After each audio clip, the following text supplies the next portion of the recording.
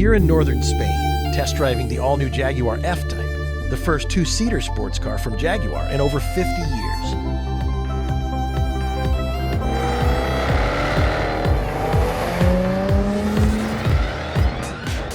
We start our journey in the first of three available models, F-Type, F-Type S, and the F-Type V8S, each with its own distinct growl under the hood.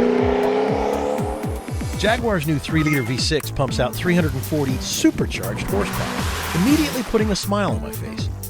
And yes, I tortured that car through the slalom-like roads and small villages that were scattered along the high-speed route between Pamplona, Spain, and southern France. Along the way, we stopped and traded cars and moved up one level to the F-Type V6S. All I could think was, I can't wait to get this machine on the racetrack. The Navarre Circuit, Spain's premier FIA-grade racetrack, is the perfect location to truly test the ultimate speed and agility of the F-Type.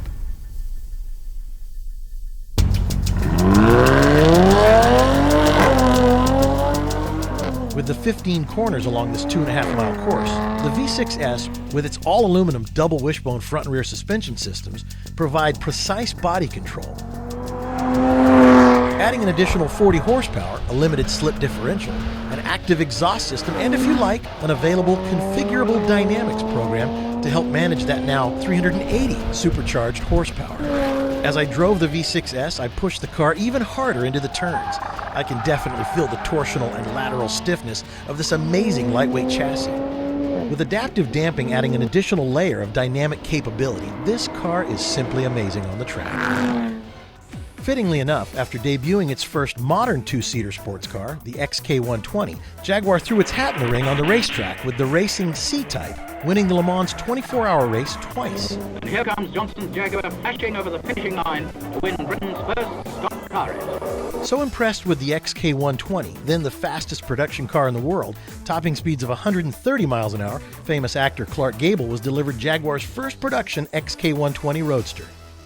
6 years later, in 1954, Jaguar launched the XK140 two-seater, successor to the XK120 and the D-Type race car, capable of speeds reaching 170 miles an hour. The D-Type's design was the first to utilize aeronautical technology with its innovative monocoque construction. The revolutionary D-Type won Le Mans 3 years in a row. In 1961, Jaguar announced the E-Type, or the XKE, capable of driving up to 150 miles an hour with increased power of 250 horsepower. The E-Type is an icon of 60s motoring, a car Enzo Ferrari called the most beautiful car in the world. 52 years later, the Jaguar F-Type is launched. The E-Type did set the bar pretty high back in the 60s. But if anyone can resurrect that iconic spirit, bringing new life to a celebrated design, it's none other than one of the automotive world's most accomplished designers, Callum. It's not just about the details, it's about the big picture, the thing that excites you from 200 yards away. You have to design Jaguars from the ground up. You have to design them with the philosophy of beauty of line, purity of form, and these great, exciting proportions. Exactly what the E-Type has, but it evolves in a different way because this car is the 21st century. The F-Type does deliver on what sophisticated 21st century sports car enthusiasts desire. And with its optional configurable dynamics program, the driver can tailor a number of the dynamic features to personal taste. It even includes a lap timer and G-meter functionality. One of the nice features about the car is we have a line that emanates from the front of the car. It sweeps through the door and just disappears.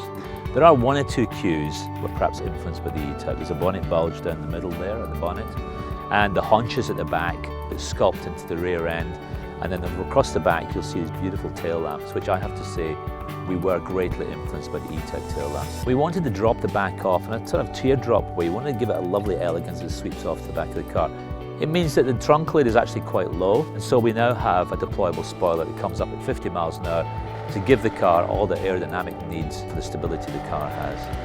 And the interior, very simple architecture. We've got one strong line that comes off the dashboard and envelops the center console. It kind of wraps the driver inside the cockpit of the car. The switches of the car are very tactile and very technical. That's very deliberate on our part because this is a sports car. It's a very mechanical object. Yes, a sports car in which I've had the distinct pleasure of hitting speeds into the triple digits, all while carving through the winding mountain roads of Spain. I finally get to drive the V8S model. With the scream of the uncorked exhaust echoing off the cliffs, I almost feel fearless behind the wheel. This machine seems to have an instinct all of its own on the road. It feels more like I'm piloting a fighter jet with its lightweight aluminum body shell and architecture. Every system, steering, brakes, powertrain, have all been optimized for immediacy of response to driver inputs. And with its 495 supercharged horsepower driving through an 8-speed quick-shift transmission to an electronically controlled limited-slip differential maximizing traction, you best hold on tight. There's no doubt Jaguar's monumental endeavor with the launch of the new F-Type is a success. It has everything a true sports car demands, and then some. With impeccable design and engineering, the F-Type is sure to add to an unprecedented list of Jaguar sports cars.